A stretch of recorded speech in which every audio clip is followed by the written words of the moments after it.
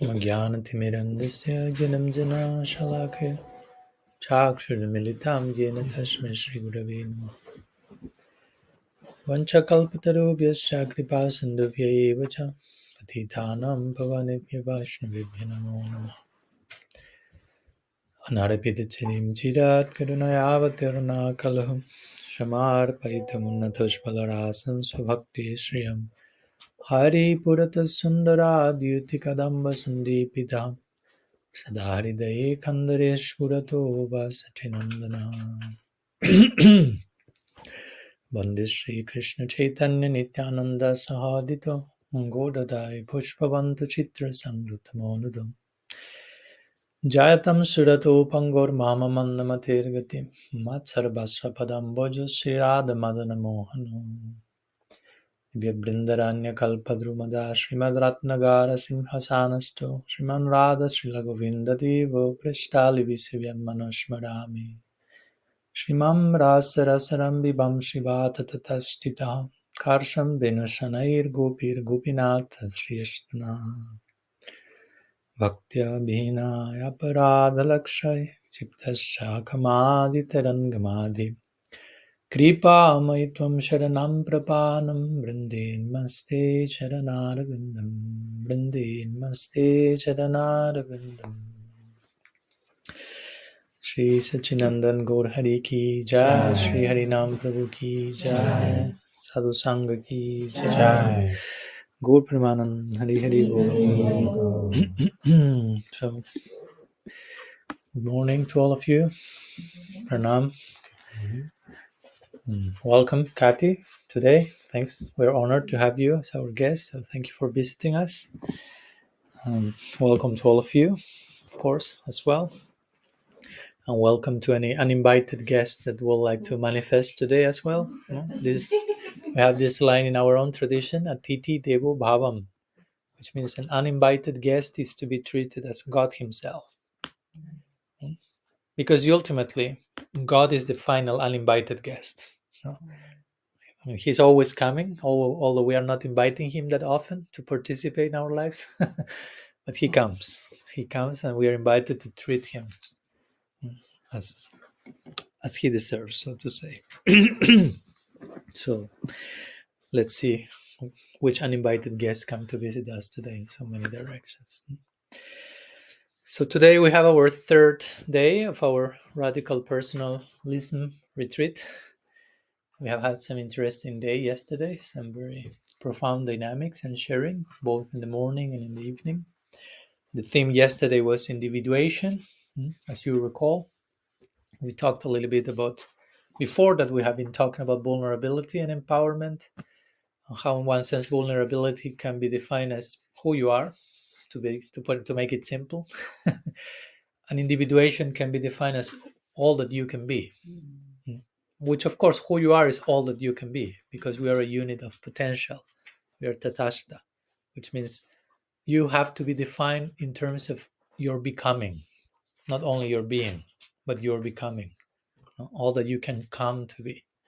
You have to be generous with each other and with ourselves, not just judging ourselves for not only for who we are, much less for who we were, because sometimes we felt tempted to do that.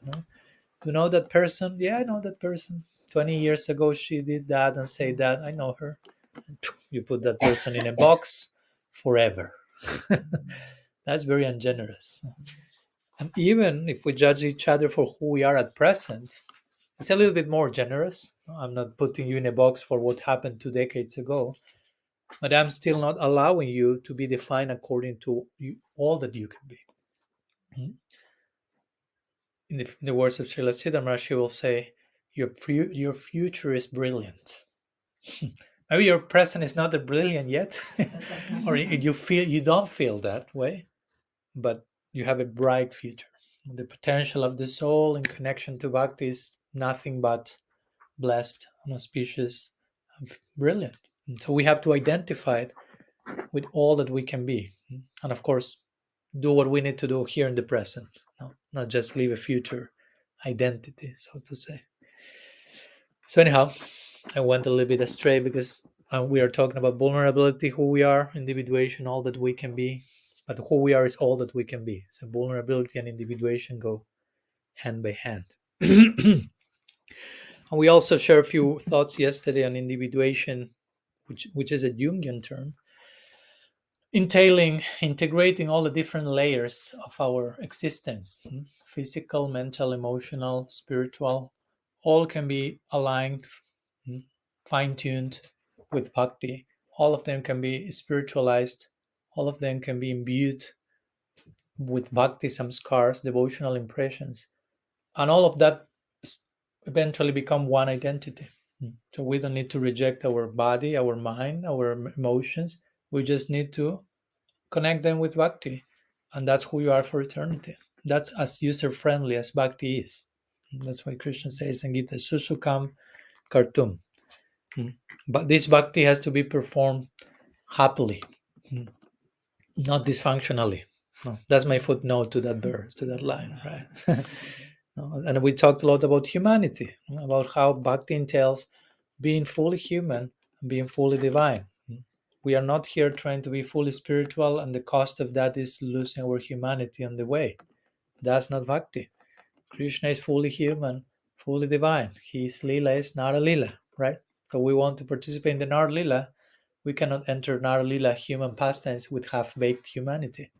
No? And we will say we'll be sent to the purgatory with some psychologist there to heal whatever we need, and then okay, now you can go, so to say.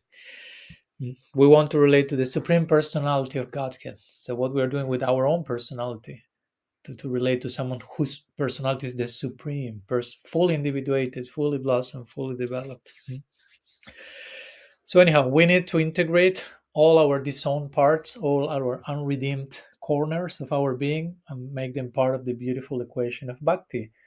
All the things, especially those things that at present we feel messy, we are ashamed of, embarrassed, that we feel this is brokenness. But as Manjwali beautifully put yesterday, our brokenness is part of our wholeness. No? As counterintuitive as that may sound, right? Because something broken is not whole, it's broken, right? That's how the rational mind thinks. No, brokenness, wholeness, they don't talk to each other. But no, if we integrate our brokenness in a certain context, that makes for wholeness. We gave the example of the word sincere, remember? The wax stuff. No need to cover the cracks, no need to cover the brokenness. The kintsugi example in Japan. Not only no need to cover the brokenness, let's highlight the brokenness, let's pour liquid gold and let everyone know about my timeline, my timeline with scars, one after another, my some scars. I have some scars, yeah. So anyhow, we try to encourage each other to be ourselves, as simple as challenging as that may be. Just be who you are. And in that connection, we gave the example of belonging versus fitting in, and how belonging invites us to be who we are. Fitting in invites us to stop being who we are in order to fit in. But the thing we need the most is to belong, not to fit in. Nobody needs to fit in, actually. In the depths, nobody needs to fit in. Fitting is disposable. In eternity, there is no fitting in. You cannot fit in Golok Vrindavan. That doesn't work like that. No? So you have to live your life in such a way that naturally you belong to those realms, to those places, not that I'm trying to fit in there. And we gave, of course, the analogy of the bouquet and the bonsai. The bonsai being a miniature of a potential giant, and the bouquet being the flourished blossom version of ourselves. We did some exercises, some drawing, some reflection, some sharing, which was which extended to our evening sharing as well. And we concluded also with this very nice quote from Srila Prabhupada on how Arjuna, quote unquote, us, was trying to very skillfully avoid the fighting by using Krishna consciousness as an excuse. And we reflect a little bit of how much we can engage in that ourselves, in spiritual bypassing, in not confronting our unconscious, as we also talked yesterday, our not opening the door of the shed and see what's there. Chetudarpanam Arjanam, Mahaprabhu will say. And all that we can find very refined, exquisite excuses in the name of Krishna consciousness. We have all the best tools to engage in spiritual bypassing, or we have all the best tools to confront spiritual bypassing and not do it, right? So anyhow, that was yesterday's topic, and I make a brief recap because I'm trying to also make some connection between one topic and the other, so we feel all this like one single flow, one single current, not like isolated themes, but one is hopefully taking us to the other and next to the other, and naturally the whole 7 themes we were sharing are one single thing. We were talking about the 7 pillars, but it's one pillar approached from 7 different directions, if you will. So anyhow, we concluded yesterday, and we emphasized a lot this idea of belonging, belonging to ourselves, belonging to Bhagavān, realizing how everything belongs. So today's topic is quite related to that. Today we will be talking about non-dual thinking. That's the third of these 7 chapters from Radical Personalism. The chapter is called Non-Dual Thinking. Everything is one, but never impersonal. So we can have everything being one in a way that is not impersonal. So in which type of oneness we are talking about, which type of unity, which type of belongingness we are talking about. So we'll talk a little bit about that, how non-dual reality, understanding that reality is non-dual, and now I'll explain what do I mean by that, allows for belonging, allows for the interconnectivity of everything, of realizing how everything is in relationship with everything else. If everything is interconnected with a common center, everything is in relationship with everything else. So in that way, we can overcome what I may argue that is the root problem, which is separateness, dualistic thinking, which makes us see reality as parts and not wholes. It's too dark, or it's okay for you? Can we move a little bit? Just a little bit. Yeah. If the sun returns, we know what to do. Yeah. Okay. The altar is opening again. So, a few clarifications about non-duality or non-dualism, because some devotees, as we were talking these days, one word can trigger who knows what in each one of us. No? Like we were saying the other day, which were the words? Like speculation. Ooh. No, which one? Which others we were talking about? Surrender, humility. All those are beautiful words, but we get them wrong, and that triggers stuff or creates stuff that is avoidable at best. So non-duality may take us to, oh, that's impersonalism. Non-dualism, we have nothing to do with that. No. We are personalists. We are radical personalists. Right, Mara, you wrote a book on that topic. So we are all about against impersonal. We'll talk about that in a few minutes. But the point is, our tradition is not impersonalism, of course, but our tradition is non-dual at the same time. So there is non-duality, which is not impersonal. It's important. There are traditions who are for impersonalism, let's say, Advaita Vedanta. Ultimately, Brahma Satya Jagan Mithya. Everything is false. Brahman is real only. That's not our cup of tea. and their tradition is non-dual to the extreme. So we can call that, as we call our tradition radical personalism, we can call their tradition radical non-dualism. Everything is non-dual to the core, to the point that there's nothing ultimately apart from Brahman. Everything else is false. Your sense of individuality, your relationship, even the idea of God, it's all illusion. Ultimately, only one thing there remains, Brahman. So that's radical non-dualism, very reductionistic to the point that there's only this ultimate reality. That's not our cup of tea. At the same time, there is a difference between those who say only Brahman is real, everything is an illusion, and those who say Bhagavan is real, you can relate to God personally in bhakti, but I feel attracted to Brahman because it's one aspect of the absolute. Okay, that's not our cup of tea either. But there's a place for that. That's mentioned in the scriptures, in the Bhagavatam, the Gita, everywhere. So we should be careful not to, how to say, to become militant and stigmatizers of something that is sponsored by Shastra on one level. We shouldn't feel anxious to try to prove how we are superior to them. No. Anyhow, that's we will continue talking later. So our tradition is non-dual, but it's a non-dual which is nuanced non-dualism, not radical non-dualism. The Bhagavatam mentions that. I'd like to just provide briefly some Shastric support. Famous verse from the Bhagavatam, first canto, second chapter, verse 11. This is one of the main verses of the Bhagavatam. I would say probably, yeah, it's in the top 5, top 10 of the most famous verses. Vadanti tattva-vidas tattvaṁ jñānam advayam brahmeti paramātmetibhagavān śabdyate. So what does the Bhagavatam say there? The seers of truth, they have ascertained that reality is non-dual consciousness. And it is known as Brahman, Paramātmā, Bhagavān. That's a Bhagavatam. Reality, how to define reality? That's maybe the question all of us, all people, what's reality? What's reality? What's out there? What's reality? Non-dual consciousness.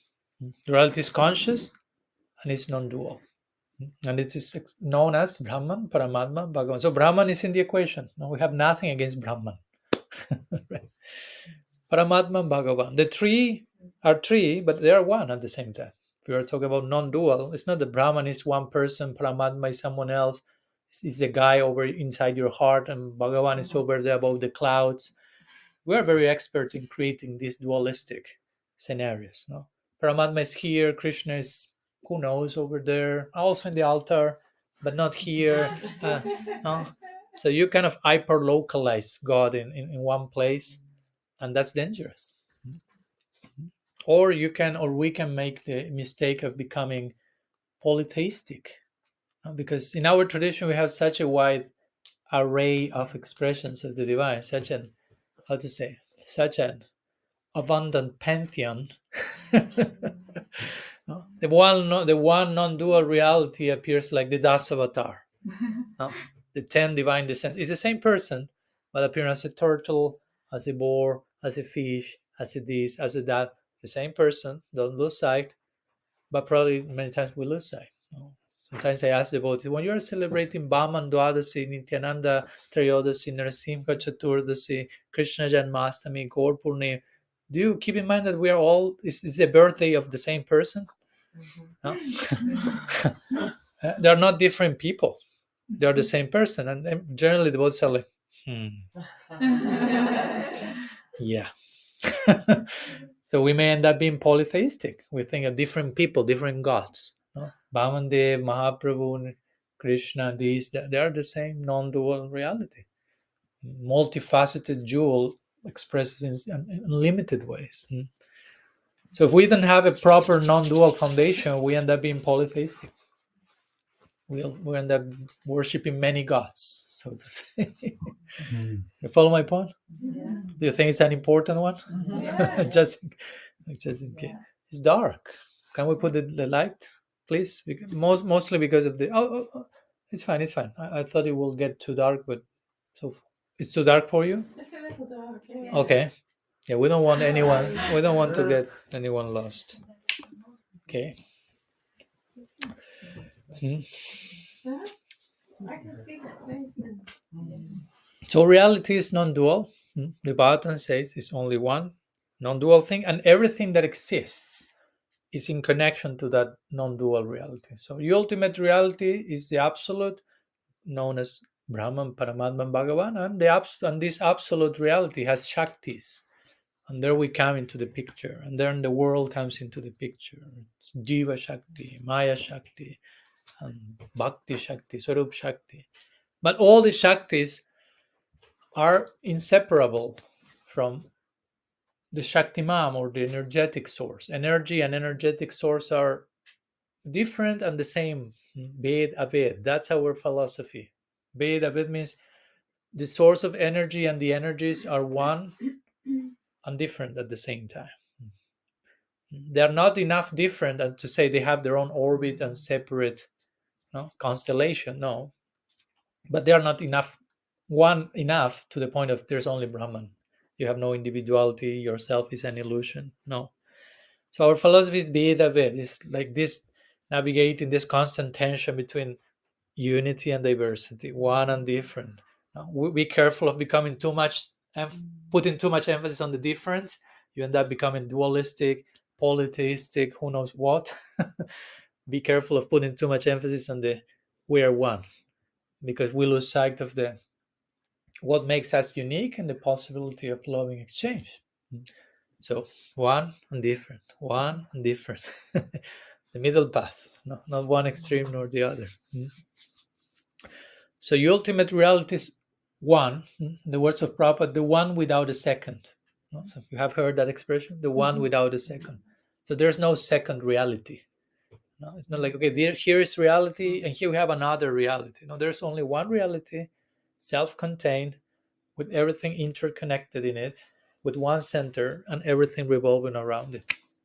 We call that center Krishna, the all-attractive magnet that makes everything constellate around it. But there's not a second center and a second reality. There are no isolated parts, though we may perceive things as such. We will go there in a minute. So, so this is the point. Now, when we say reality is non-dual, we are saying everything is related. Everything is connected in communion with a common center. No, without reaching the point of monistic sameness, like we are all one in every sense of the term. No, but also without dualistic separation. Like we are different, therefore I have nothing to do with you. We are absolutely disconnected. We have nothing in common. That's not true. Although many people feel like that, and that's why you feel, okay, we can kill all of them. No, we have nothing to do with them. Better to extinguish that particular race, that particular person, that particular group, that particular religion, that particular sampradaya, that particular devotee from that particular temple. Oh my gosh. We laugh not to cry, of course. So we are interconnected. Non-dualism implies interconnectedness. That's a very beautiful idea. Just try to think for a moment. If all of us share a common center, Krishna, that means we are all having something common. It's simple, but we have to live that. It's simple to speak and get the term, but to inhabit the concept, that's a very different thing. To have the experience of interconnectedness, mutuality. We are not separated from each other ultimately. That's what the Vedas say when they say Vasudhaiva Kutumbakam. There's only one family. That's a very beautiful line. There's only one family. But we think about so many families. My biological family, my country, my town, my football team, my sampradaya, my gender, my whatever. No? My eye color, all those who are green color are my family. We are so expert and created separateness. Walls, walls, walls, walls, walls. And of course, no wonder then we have this huge crisis around the world of loneliness and anxiety and purposelessness, right? Lack of meaning, lack of purpose. I cannot do it. Purposelessness. Yes. Now, that's a huge crisis. That's a huge, like Viktor Frankl even himself will say in Man's Search for Meaning, he will say every age has its own collective neurosis. Ours now is a meaning crisis. We have a crisis of meaning. We don't find meaning. We lack meaning. We are not able to grasp meaning. We think there is no meaning. Nowadays, postmodernism and other currents, like there's no meaning out there. Nothing has purpose. You just ascribe meaning to reality to cope with life, so you don't go crazy. You just imagine, create your own meaning. So that all that is connected to our lack of perception of how reality is fully integrated, fully connected, fully full of meaning, full of relationality. So the fact that I see myself as separate, that in itself constitutes Maya, an illusion, something that is not possible. Maya means something impossible. The self-separateness is an illusion. The fact of seeing myself isolated from all of you, isolated from everything else, that's the very definition of being in Maya. It's very easy to be in Maya, as you can see. Sometimes they being Maya means to smoke and to do. No, just you see yourself separate from everything else. That's Maya. That's not true. That's the point. That's an illusion. That's not possible. So that means duality, dualism, separateness, which cancels relationality and connectivity. Therefore, non-duality allows for connectivity. Non-duality, the idea of we all share this common foundation, we all share this common center. Okay, then we have something in common and we can relate to each other and find enough common ground to hopefully love each other. That's the ideal way of relationality, to love each other, to love everything. No? You ultimately, a lover of God is a lover of everything. Because, as we say always, I cannot love God and not love what is connected to God. It makes no sense. Prabhupada will say, if you love me, you love my dog. If you love Jogamaya, you love Charlie. There's no way around it, sorry. For those who are wondering, that's how it works. If you start to insult Charlie, you will have some problems with Jogamaya. No, so Prabhupada will say that example. If you really love me, you will love everything that is in connection to me. So if you really love Krishna, you will have to love everything that is connected to Krishna, and everything is connected to Krishna. We have Ananya Mamata Vishnur Prima Sangata Mamata, a verse quoted in Chaitanya Charitamrita, which basically says, to love Vishnu, to love Krishna, Ananya Mamata Vishnu exclusively, Prema Sangata Mamata. You have to love that which is in Sangha to him, that which is in connection to him. But that's the tricky part. Then they say, so what's in connection to him? Everything. Okay, so therefore there is no valid reason for not loving anything. Ultimately, it all boils down to that. There's no I have no actual reason, no actual excuse to not love anything, because everything has some relation, connection with God. So that's how encompassing bhakti is. How all embracing. If you want to love Krishna, Krishna says you have to love everything. You don't love me and hate everyone else. That doesn't make sense. It's not working. So my love for God will be reflected in how I relate to everything else. There's no escape from that. From the up to the down. It's not just, okay, I love Krishna and I love my guru and I love the senior Vaishnavas. They're not so elder Vaishnava. I'm struggling with that. And the neophyte, no way. What to speak of the non-Vaishnavas? They have to be sent somewhere else. And other people who are not humans, let's stop the conversation here. I'm being a little bit sarcastic to put some spice to the description. But some people think like that. That's why we are laughing. If what I'm saying makes no sense, you'll say, like, what are you talking about? That doesn't make any sense. So the fact that we are laughing is like, yes. No? So real love for Krishna is, as I always say in the beginning, my love for Krishna is kanishta, is neophyte, is very constricted, limited. So I see God in the altar. And I love God in the altar. That's it. I don't see God anywhere else. Okay, Krishna said, we have to begin somewhere. At least we see me in one place. And you approach me, who knows with which intention, as he says in the Gita. Maybe you want money, you want a relief of suffering, you want a new car, you want a raise of salary. At least you approach me. Now, Krishna is very merciful. But he's only in the altar. When the altar closes, Bhagavan disappeared. No, Krishna is no longer, unless he's behind the altar. No. And very Kanishta will be in my altar. No, Krishna is in the altar. Yeah, in my altar. Not in yours, in my altar. Yours and on some level, but in my altar, I have the real Bhagavan there. That was we call kanishta. Uh, and it's okay. We are not condemning that. It's part of the journey. You grow a little bit. Okay, Krishna is in other altars. I'm becoming more broad-minded and start to perceive God's presence in other places, apart from my single corner in my room. He's in this altar also. Isn't that okay? And eventually I realize I become a madhyam. Well, Krishna is not only in the altar, he's in the heart of other living beings. Okay, it's becoming more present, closer to omnipresence, but still restricted. And when you reach Uttam Bhagavat vision, there's not a place where Krishna is not. No, as Prahlad, you will find that difficulty. When Hiranyakashipu asked Prahlad, "Where is your God?"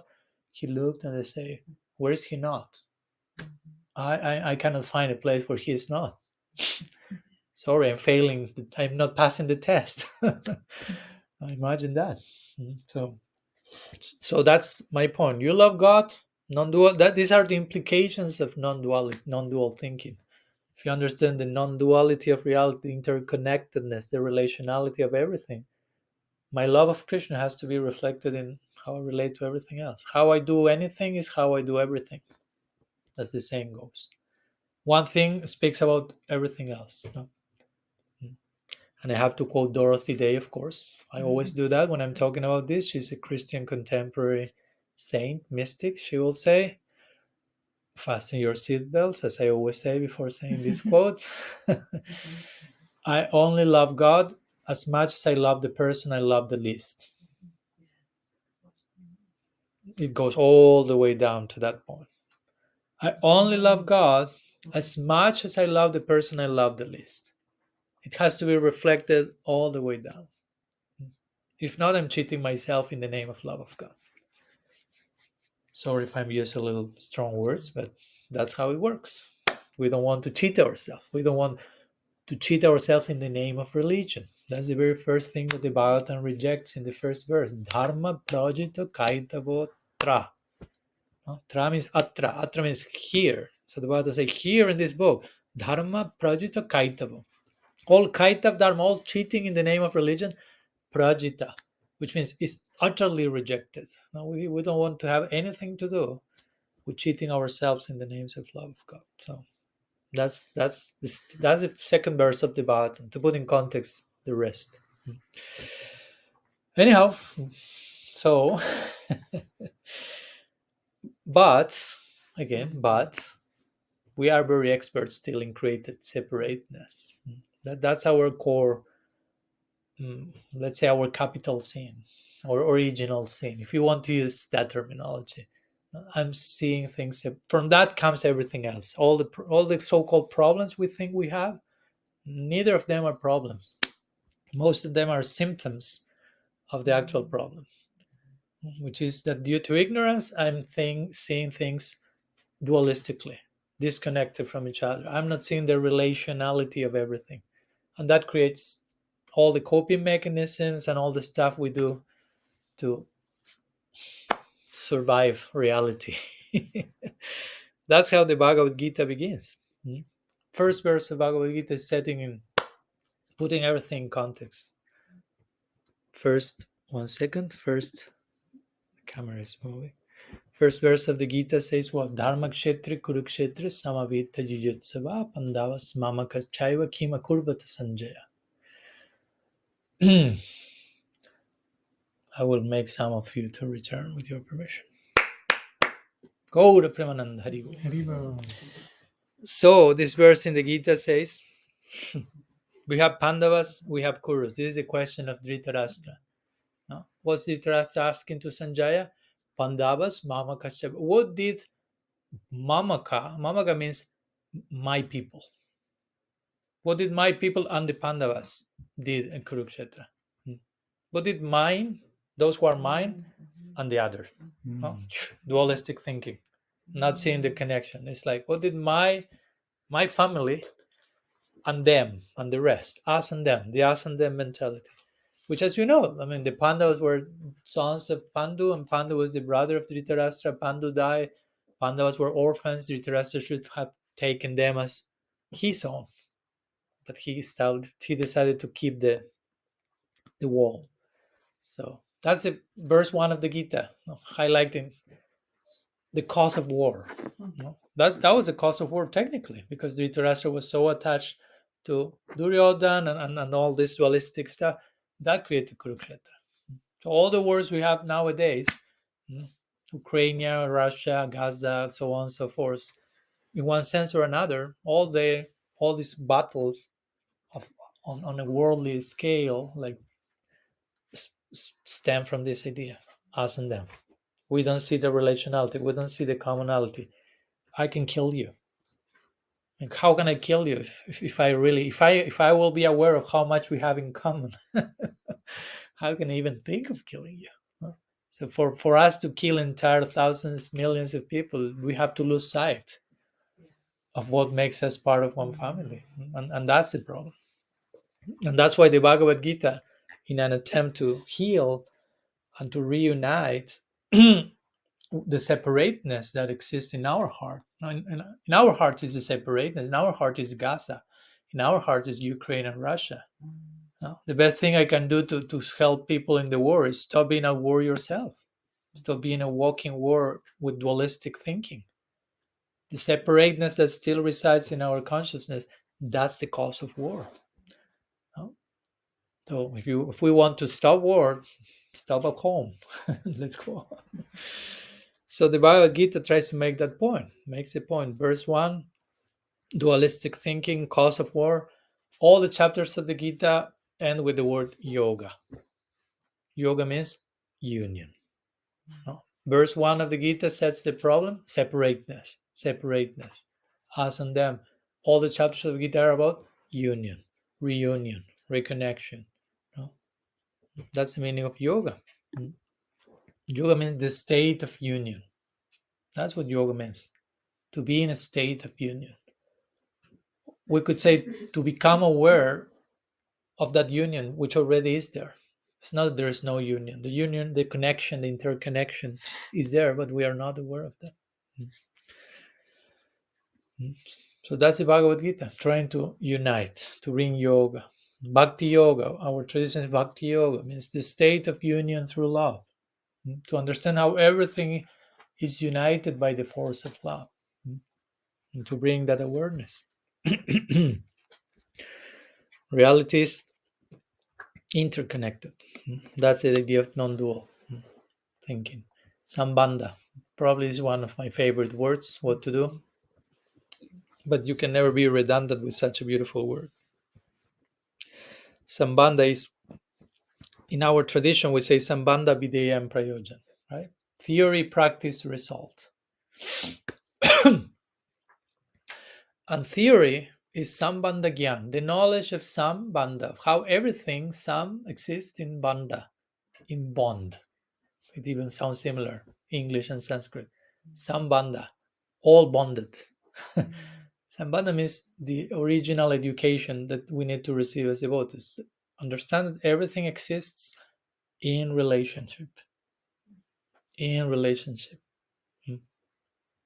There's no other way around. So the non-dual thinking I'm trying to emphasize is this. Everything exists in relationship. When we lose sight of that, there's no beginning point of that, anadi. That means avidya, no ignorance. We are ignorant of the fact that everything exists in relationship, and we develop fear. Bhayam dvitiya abhiniveshata syat, says the Bhagavatam. When you see the world dualistically, when you lose sight of the wholeness that integrates everything, that holds everything together, when you lose sight of that, bhayam, fear arises. No? You don't feel I'm in a safe place. This is all disconnected from each other, isolated from each other, nothing belongs, and fear. And to cope fear, we start to do stuff and things, and that we call lust and anger and envy and arrogance, all that things that we label as anarthas. Actually, we could say all those are symptoms of the fear of coping that we feel because of dualistic thinking. So that's kind of the sequence. Due to ignorance, we perceive reality dualistically. That creates fear, And that creates all the coping mechanisms that end up in the messy situations sometimes we find ourselves in. So to solve that, we have to go to the root, not to just create relief on the symptoms. So to change that, we need to see reality in a non-dual way. Yet, still, however, but still we are conditioned beings and our mind persists. Let's fragment reality. Let's divide things. Let's compartmentalize existence. Let's see parts instead of wholes. Let's see fragments. Let's fracture things instead of put them together. No? So that's kind of our, again, original sin, if you want to use that term. I like to share a quote from a very dear sister. She's a Franciscan nun. She's also a scientist and a theologian and a very dynamic thinker. Her name is Ilia Delio. She likes to talk a lot about this, and I acknowledge publicly my inspiration from her writings in many of these presentations. We have had very beautiful talks together. So one of the things she's saying, just also to introduce these great personalities to you. So she says like this. We lost Yoga Maya. She's there. Almost. The sun is dangerous. I know. You need to pull the curtain back, you do it, please. No problem. Window, curtain, whatever is required to.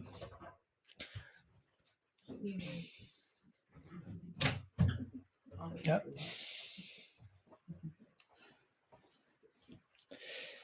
So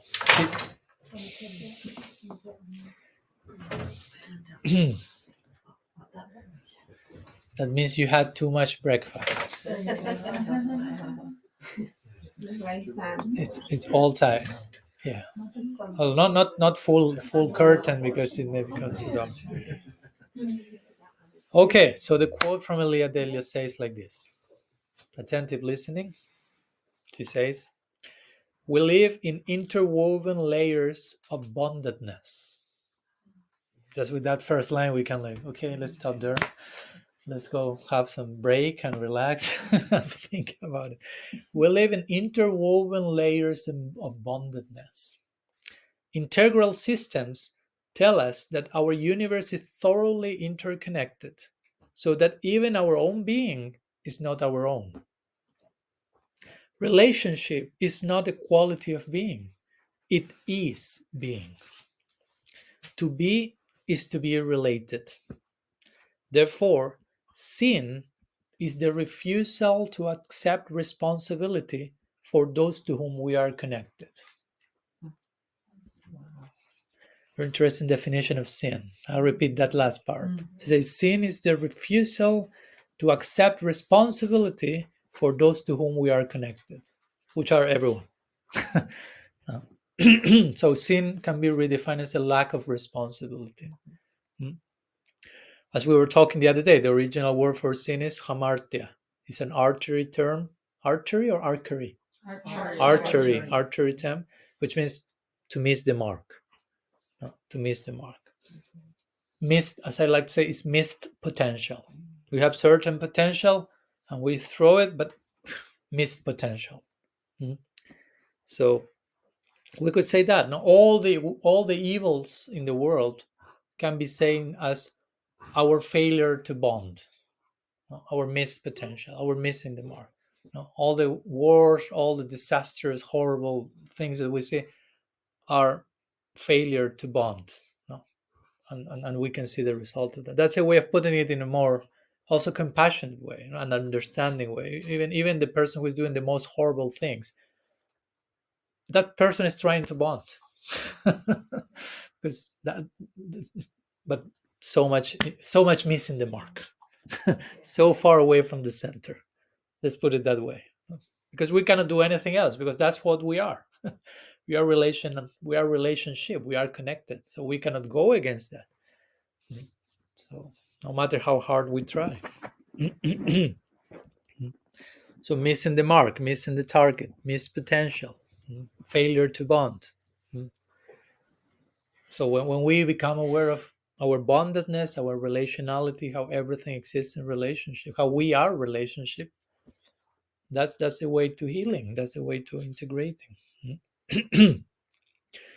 There's one interesting example that is given in this connection that may help us to illustrate this, given by David Bohm, and I will ask Bhakti-rasa to help us with this, some graphic idea to understand how separateness takes place. No? Because there is unity, there's underlying unity in everything, but we don't see that. We see that everything is like isolated from each other. No? So what he does, he shows a paper. Here we have it. Okay, I will put the camera there because we are. One second, Bhakti-rasa, please. Okay, there we have the paper. So what does he say? You can fold the paper to make a triangle. No, there you have it. Now we have a triangle, right? Now we can pierce the triangle to create a hole. No? Okay, there you have it. No? We have making the tutorial here. Now unfold the sheet, please, Teresa. Now you unfold the sheet, and no, the holes seem to be separate and disconnected from each other, right? But when you unfold the paper again, refold, sorry, all holes converge into the same singular point of its piercing, right?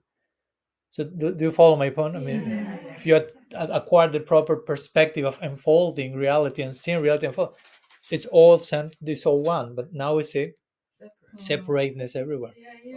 That's great. So he gives that type of particular example that sometimes may have been more helpful than the whole hour I've been talking.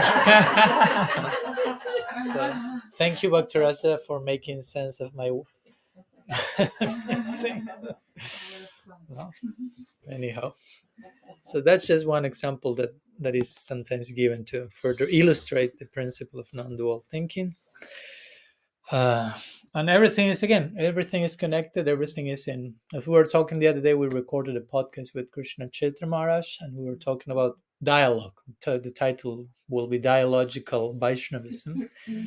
And we were saying how not only dialogue is important, like let's talk one another and learn to listen each other, but to understand that, how to say, the very makeup of reality is dialogue, because everything is interconnected, everything is related to each other, so everything is in dialogue with everything else, if you want to use that term.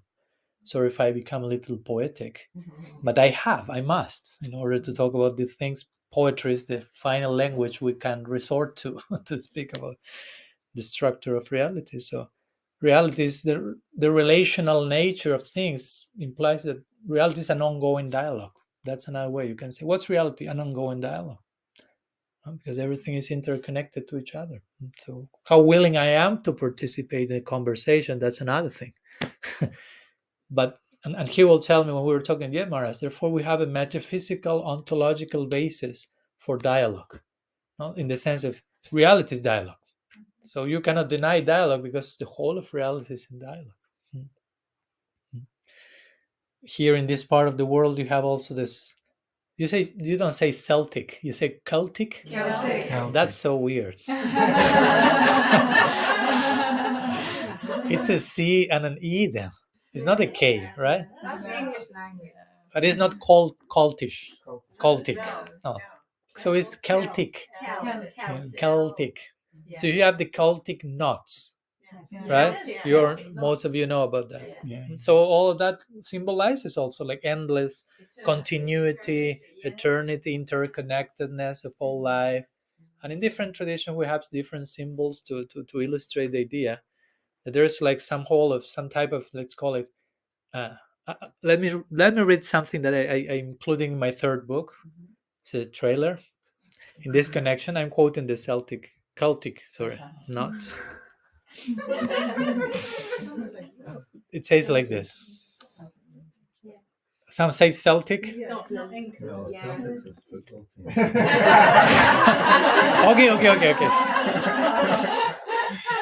Relax. We don't want any confrontation here.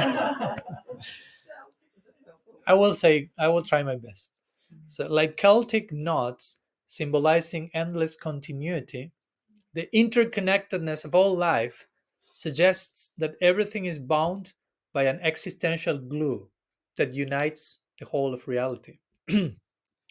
As Martin Luther King Jr. aptly stated, he said, "We are caught in an inescapable network of mutuality."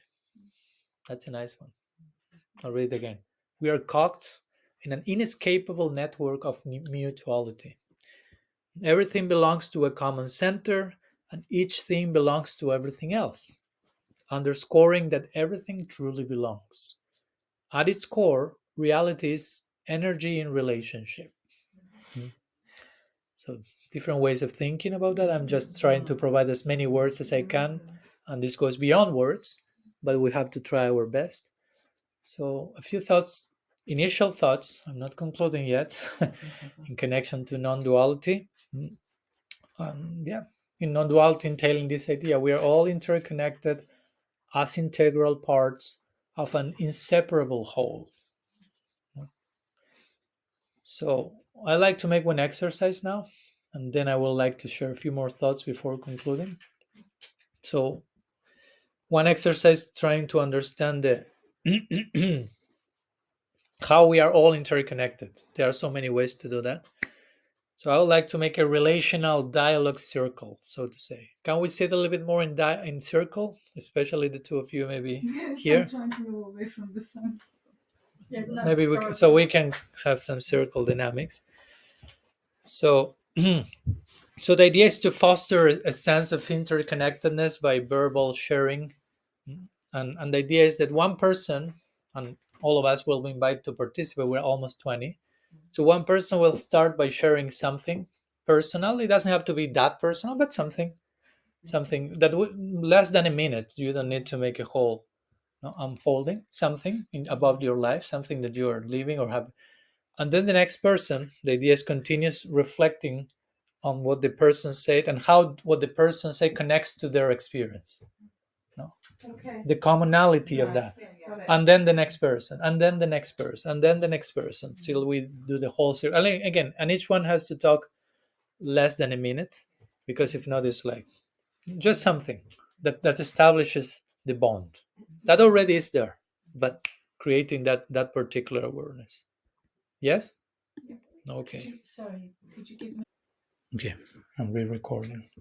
So after the exercise, that again, it was very inspiring for us. I'd like to continue with one point briefly, as we did yesterday. Exercise, just little sharing, and we conclude. We have half an hour yet, so we're fine. If you want to stay there, go there, whatever feels more comfortable. Totally fine. So far we have been talking about non-duality, the common foundation that we all share, the interconnectedness, the relationality, and therefore how we are expected to relate to each other as members of one family, as brothers and sisters, basically. As Francis will beautifully express in relation to everything. Everything is his brother and sister, the moon, the sun, the animals, the humans, it's just one family. So one section of this chapter on non-dual thinking is also about what I like to call theological cross-pollination, which is another way of saying interfaith dialogue. It's another way of saying connecting with other traditions and learning from them, not by force, but just by acknowledging, okay, we all share this common foundation. So the place for that, no, the place for finding God in other traditions, basically, no, not only in ours, even of rediscovering our own tradition with the help of other traditions. As I mentioned in the book, like God's address, that's quoting also Father Richard, but God's address is everywhere. It's not only in the Gaudiya address book. No, we know where He is. Nobody else knows. No?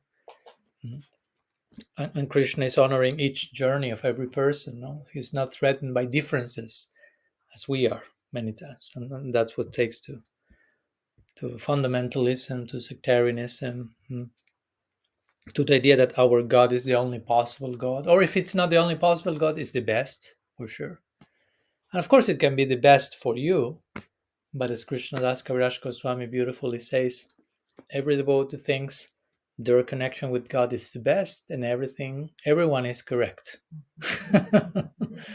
Right? On a subjective level, as I always like to say, I don't know, one might say mango is my favorite fruit, and someone else says banana is my favorite fruit. Okay, no need to create a war out of that. No. Objectively, we could say, okay, mango is the sweetest fruit of all. We could say even like objectively, okay, Krishna is the sweetest conception of the divine. And someone could say, okay, but that's too much sweet for me. No.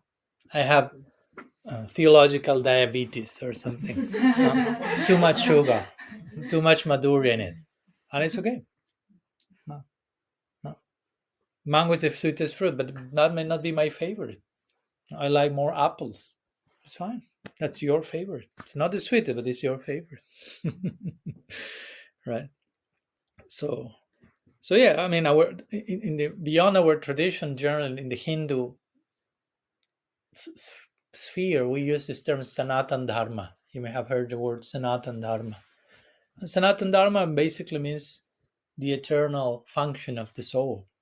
So it's a very broad concept. It's not about my religion. It's about the eternal function. The function of the soul is the same cross cultural and cross religion. It's not like the function of the Gaudiya souls are one, the function of the Christian soul is another. So through the lenses of Sanatan Dharma, there's just Sanatan Dharma expressed in different forms, in different places, in different nuances. No? Not even, I will say, in different degrees or like better, worse, more or less, but just in different nuances. That's Sanatan Dharma. The function of the soul in connection to the divine takes different forms. We should learn to appreciate other traditions. Mahaprabhu will do that. When Mahaprabhu will travel South India, he will visit temples of Shiva, temples of Kali. He will honor them. He was not there trying to convert everyone to his movement. He was just respecting. He will have conversations. Ramanuja, Sri Vaiṣṇavas, Madhva, Vaiṣṇavas. No? So he was not just against everyone except for his own tribe. Jiva Goswami in his Sandarbhas, he quotes Madhvacharya, Ramanuja. He even quotes Shankaracharya, not to refute him. Sometimes he quotes him to refute him. Yeah, let's be honest. But many times he quotes Shankaracharya just as support to his point. So he's acknowledging there are contributions in all these traditions. Rupa Goswami in Bhakti Rasamrita Sindhu, he's referring to Ballavacharya's Sampradaya when he speaks about Maryad and Pushti Marg. He uses the term that Ballavacharya uses. So it's an acknowledgement of other religions. That's literally other religions. What to speak of the Brihad Bhagavatamrita? That's a very beautiful book for many reasons. And one of them is that's the first book of our Sampradaya, technically speaking. If we consider our Sampradaya starting from Mahaprabhu, the first written book is Brihad Bhagavatamrita by Sanatana Goswami. So it has so many points that sets the tone for what Gaudiya Sampradaya is about. And one of them is Gopakumar traveling and finding so many devotees with different moods, which are not Gaudiya Vaishnavas. No? And he's finding worshippers of Ram, worshippers of whatever, Krishna, Vishnu, different forms of Krishna, and he's appreciating all of them. No? He's not traveling to all those places to take over the world and convert all those devotees and take them all by force to Golok Vrindavan, surrender to the highest truth. No, he's so charmed that even for some time he stays there and thinks, wow, this is great. And then he feels, okay, my journey calls me somewhere else, but he really likes those places. Right? So that's in the first work of our Sampradaya, to set the tone. Not only be religiously tolerant, but be religiously appreciative and be able to nourish from that. We could argue that the journey of Gopakumar became nourished by each one of those places. It's not like I visited, okay, nice, but I had nothing to do with you. I continue to my goal. I'm not taking with me anything from you. He's receiving some scars in the place of Shiva, with the Devas, Jagannath Puri, Vaikuntha, Hanuman. And all that is becoming part of his own devotional identity, which concludes being a Saka, a friend of Krishna, but including and integrating all these nuances also. You follow my point? I wouldn't say, okay, when he realizes I'm a friend of Krishna, I discard all the stuff that I received from all the other people. Doesn't need to be like that. So that's again the first book of our Sampradaya. That's a clear message for Gaudiya Vaishnavism. That's like I always like to say when Gopakumar meets Hanuman in Brihad Bhagavatamrita, that's for me the perfection of interfaith dialogue. Gopakumar meets Hanuman, he asks Hanuman, please sing the glories of your Prabhu. No, sing the glories of Ram. So Hanuman starts to glorify Sri Ram, of course. That's the best thing possible you can ask Hanuman. And Gopakumar is hearing that and he concludes saying, Jai Shri Krishna. No? Because he understands we are talking about the same person. And by seeing your faith in your Istadev, my faith in my Istadev becomes nourished. And that's the opposite. Hanuman says, please chant the glories of your Prabhu. And Gopakumar starts to glorify Krishna. And Hanuman says, Jai Shri Ram. Right? It's the same with Guru. No, like if you talk about, it's not about, I meet you and hey, listen to the glories of my Gurudev. No. If I happen to know who is your Gurudev, which is because if I do not know, it may be even rude to ask who is your Guru. That's another conversation. Maybe for tomorrow is the topic. A little trailer here. Sometimes in our tradition, we have not much etiquette and we meet each other and after 10 seconds, like, who is your Guru? That's rude. That's not Vaishnava etiquette. That's not correct. Sanatana Goswami says, Gopayet Guru Ratmana. Hide your Guru, he says. That's not an object for public consumption. That's a very intimate, confidential thing. And whenever we get to know each other enough, that part of me, which is so intimate, will naturally become disclosed to you. It cannot be just extracted by force after 5 minutes of conversation. That's not Vaishnava etiquette. But sometimes we weaponize the question even to put ourselves in box. Who is your guru? Depending which is the answer you give me, I put you in a particular box. I brand you in a certain. I continue talking to you or not. Which basically means I don't care who you are. You just tell me your affiliation, and that's who you are. I reduce you to that. I don't care for you as a person. That's not radical personalism. That's the opposite. Yeah. But in a healthy conversation, when we happen to know who is your guru in a natural way, instead of me telling you, hey, listen the glories of my Gurudev, I will ask, please sing the glories of your Gurudev. And when I listen to that, if it comes from a genuine place, my faith in my Gurudev will become nourished. Because your Gurudev, my Gurudev, I mean, they are one. Guru Tattva is one. Guru Tattva is one. They're not in competition with one another. If you think gurus are competing, that's not Guru Tattva. No? So anyhow, some thoughts in connection to how we find in our tradition a proper ethic and way of addressing diversity and nourishing each other with diversity. When witnessing others' worship, I like to share a favorite quote of mine from Bhaktivinoda Thakur. We have a few minutes. You may have heard that a few times. And it was funny, the other day we were talking about dialogue, interreligious dialogue with Krishna Kshetra Maharaj. And I see him that he's talking to me and looking like for some, like for in some book and trying to find something. And he said, I would like to share a quote with you. And he shares this quote. He said, someone quote from Bhaktivinoda Thakur, say, if one goes to someone else's place of worship, I'm like, yes. If someone goes to someone else's place of worship, one should think, we may be going to the church these days here. These people are worshiping my Lord, but in a different way. Because of my different training, I cannot quite comprehend this system of worship. However, through this experience, I can deepen my appreciation for my own system of worship. The Lord is only one, not two. I offer respect to the form I see here and pray to the Lord in this new form that He increases my love for the Lord in His accustomed form. Those who do not follow this procedure but instead criticize other systems of worship and show hatred, violence, and envy are worthless and foolish. The more they indulge in useless quarreling, the more they betray the very goal of their religion.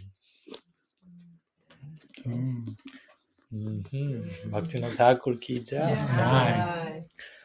So, yeah, the example that we give in radical personalism is like when you know someone, I don't know, you love your husband, and you have that particular outlook of, as husband, and you want to love your husband in all different ways, so to say, to nourish your wifehood. So you go on and get to know his co-workers and get to know his childhood friends, and they will give a very unique perspective of the same person that somehow doesn't replace your romantic feelings, but just add different nuance and layers. You follow my point? So in the same way, we can have a particular chosen approach to the divine, but when we hear about the life of different saints or how other, it's like receiving this interesting perspectives that is like, wow, and it has to, and it ends up to nurturing our own faith again, not like, oh, I will get confused. I'm not like, no, on the contrary. Of course, in the beginning, we may need to have a more. If we become too broad, we may be confused. But at some point, we need to go beyond the fence when it naturally happens. Like Prabhupada would say, you put the seed, you put the fence to protect the first blossom. But when the blossom grows enough and is rooted enough, will grow naturally above the fence. When it's ready to see what's outside the fence, it's when it has grown. So you will know when that comes, so to say. So my point with this, I'm concluding, is if I can not only appreciate again other tradition, but I can rediscover my own tradition by the grace of other traditions.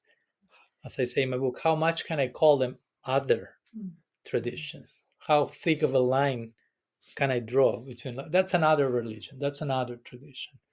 There are differences again, but the differences happen on this foundation of non-duality, of one same truth, one same reality, one same connectedness.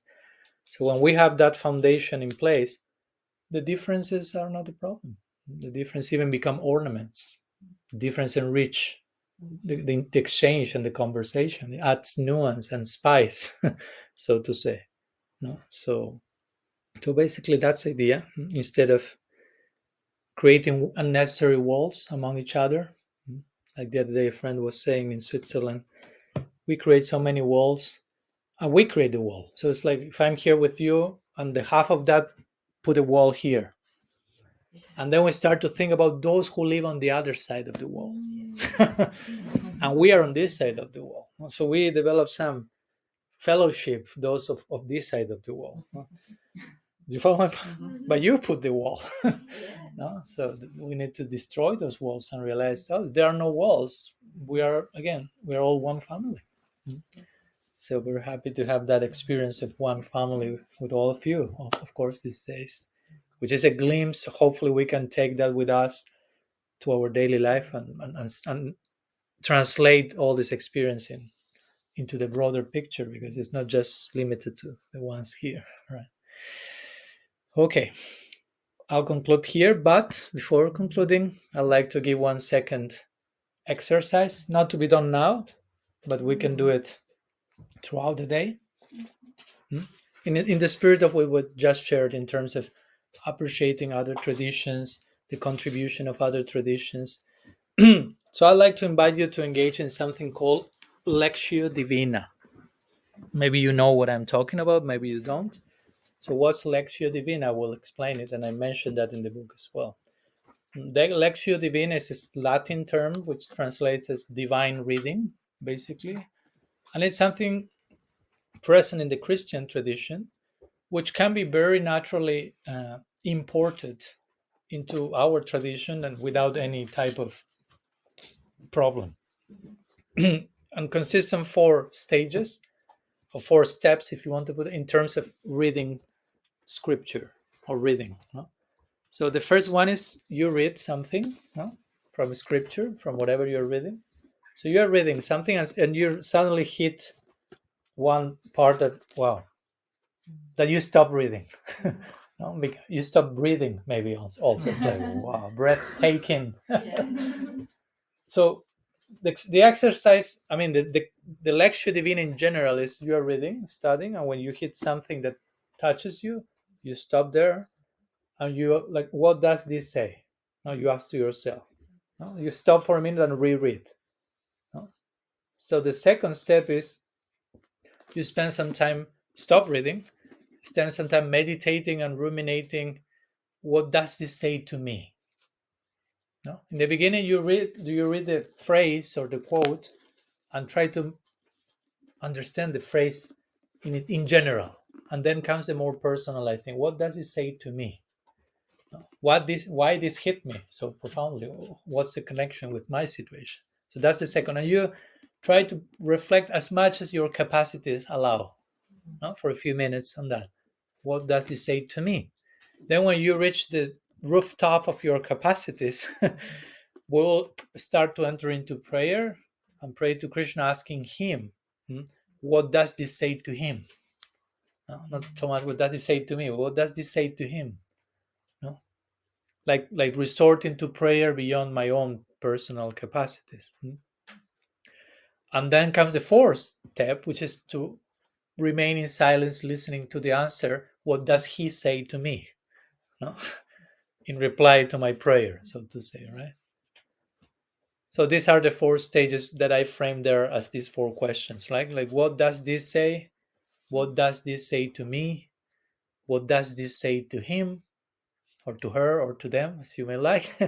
And finally, what does he, she, them say to me?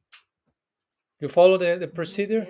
So it's a very simple, but we can employ this method, if you will, to the study of scripture. No, we can just, of course, you will finish the book in 30 years later than usually. But that warranties that you're really internalizing the book, because sometimes we just read like quickly, I have to finish the Bhagavatam and I have to reach that, but what's staying with us, right? So this is a more internalizing process. So the idea, since we have been talking about appreciating other traditions and what they can contribute to our own journey, I'd like to share with you one quote, which is in the book, but I will read it because not all of you have the quote. So I will read it and you can write it down so you later can reread it, and it's not that long.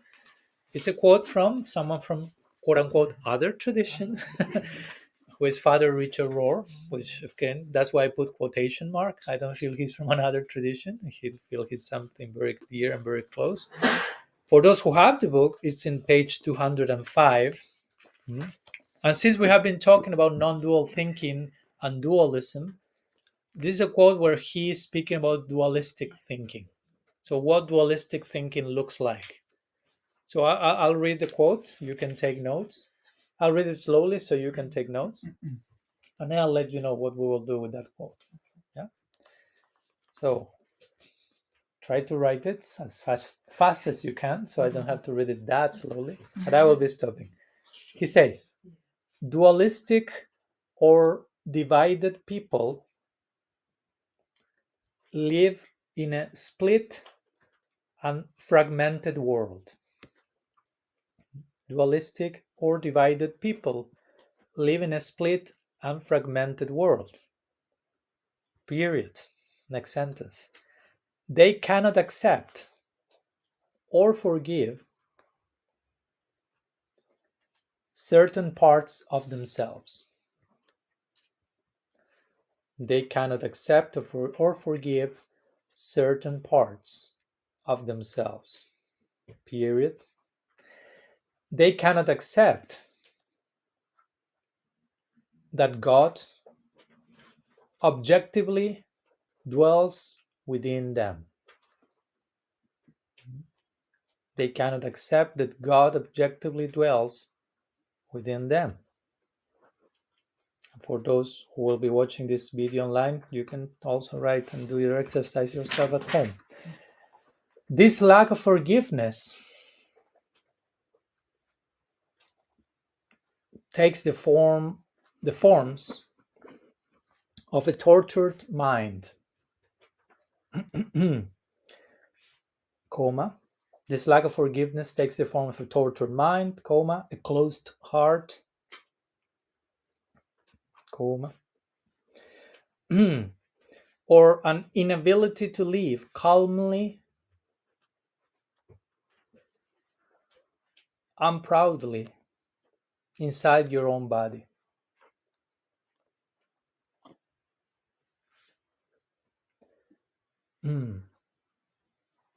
The fragmented mind sees parts, not wholes, wholes with double B. The fragmented mind sees parts, not wholes, in itself and others. And invariably, it creates antagonism, reaction, fear, and resistance. If someone gets lost on the way or something, I will leave the book here and you can type it later, so just in case. So the fragmented mind sees parts, not wholes, in itself and others, and invariably it creates antagonism, reaction, fear, and resistance. Now comes the last part of this phrase.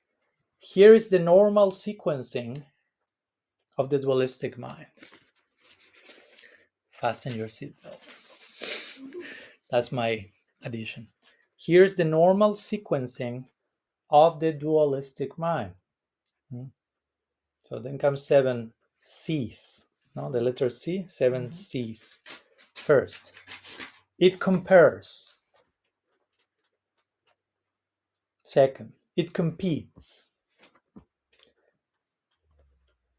Third, it conflicts. 4, it conspires. 5, it condemns.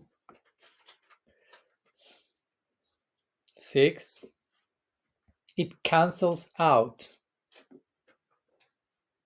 any contrary evidence.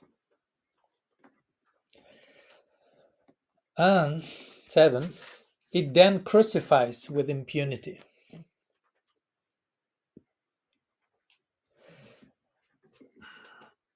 And then he concludes with one last sentence. He says, you can call it the 7 C's of delusion. You can call it the 7 C's, the letter C in plural, 7 C's of delusion, and the source of most violence.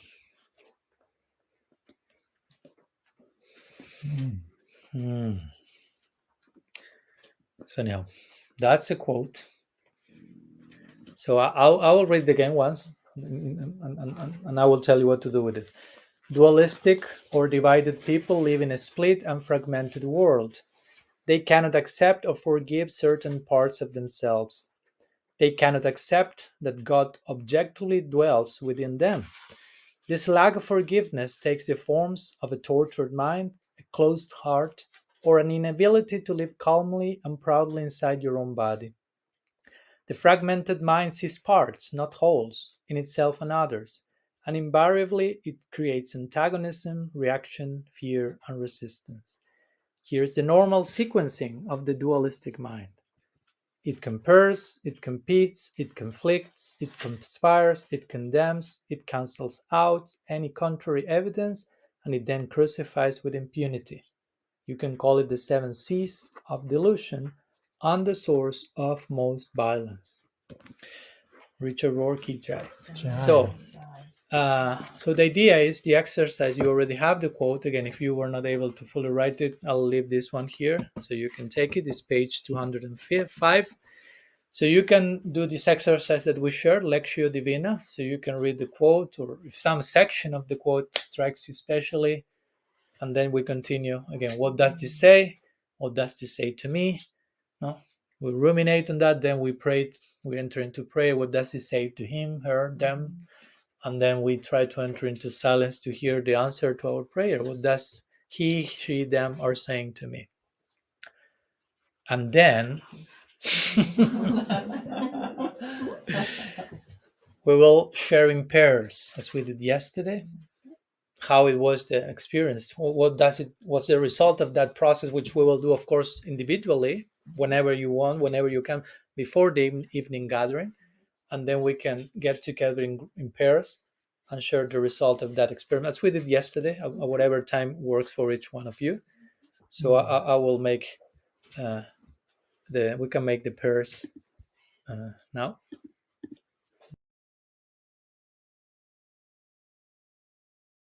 So we are 1 minute to 12. In the evening, we will be having Q&A, which I think how it has been happening, I will think it may be better if we keep the Q&A like thematic and connected to the morning topic, so we can.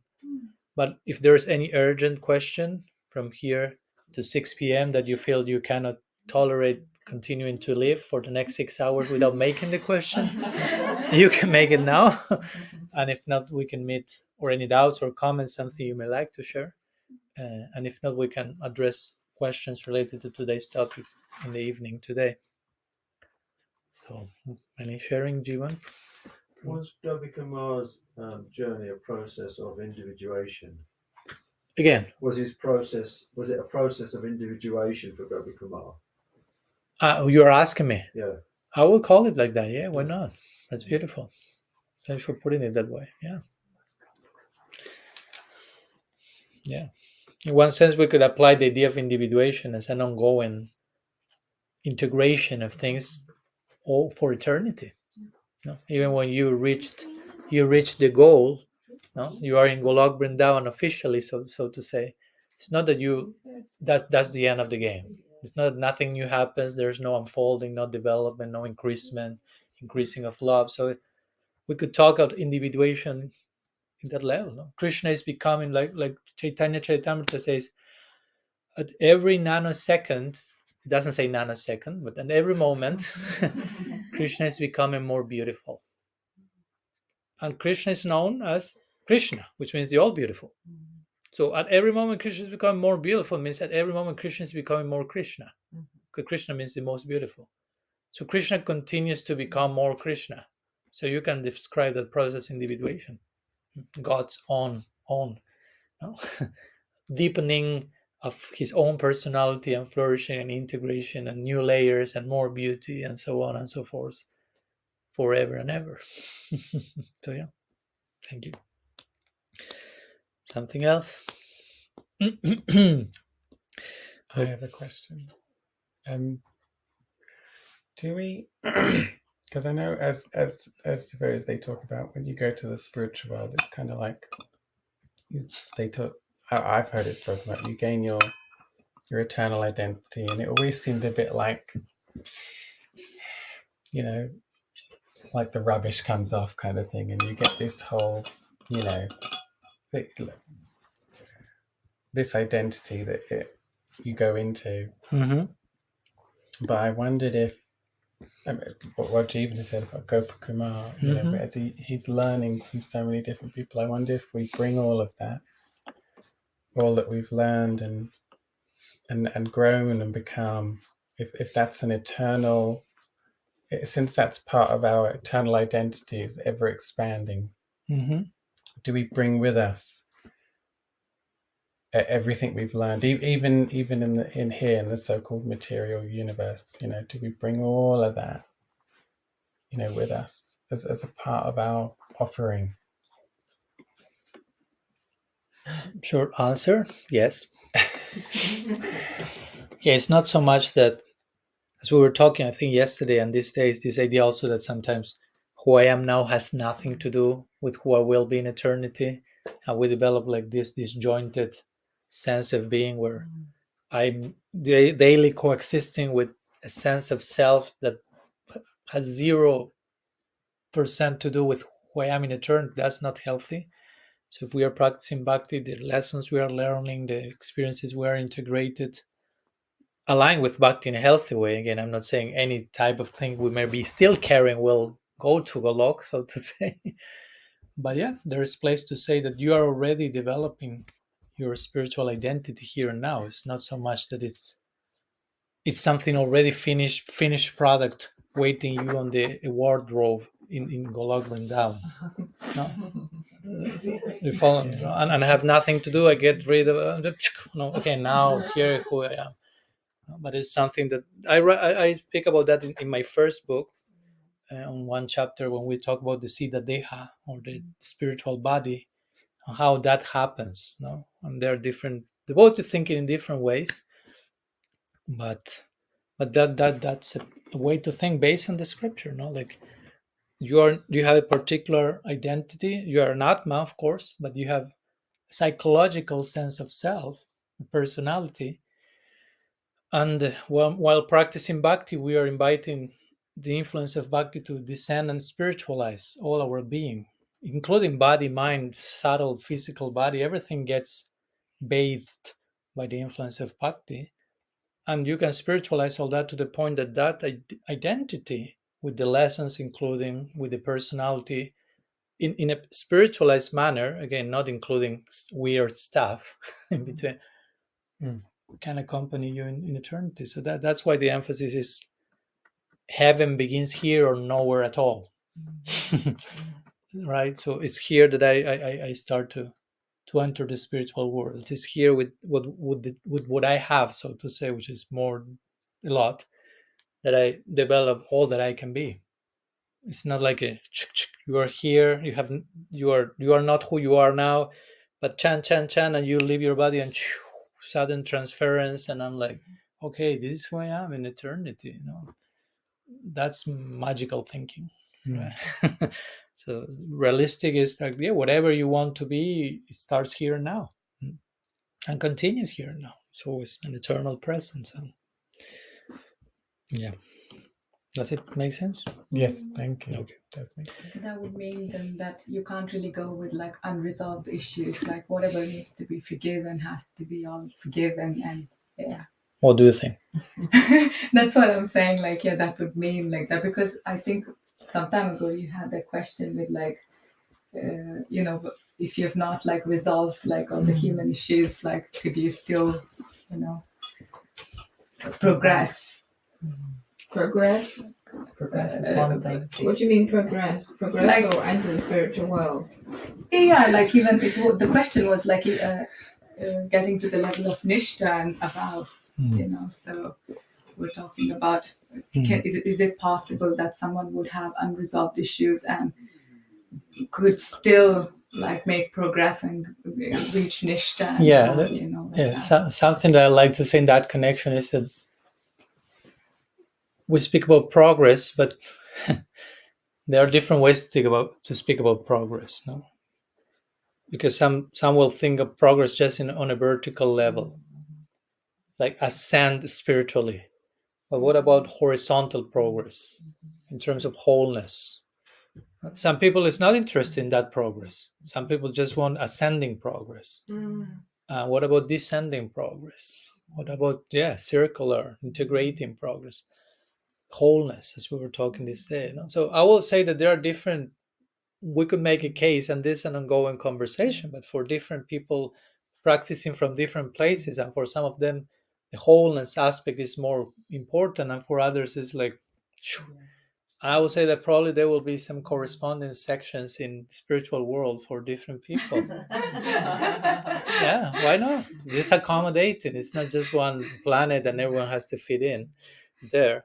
So I will say, to be honest, and we were laughing about that talking with devotees one day, but I was like, okay, but I mean, if someone tells me, Maharaj, you can go to Golok Vrindavan in 5 minutes, but you don't need to be whole, you're just concerned about vertical development, and you will go to that section of Golok and say, I don't want to go there.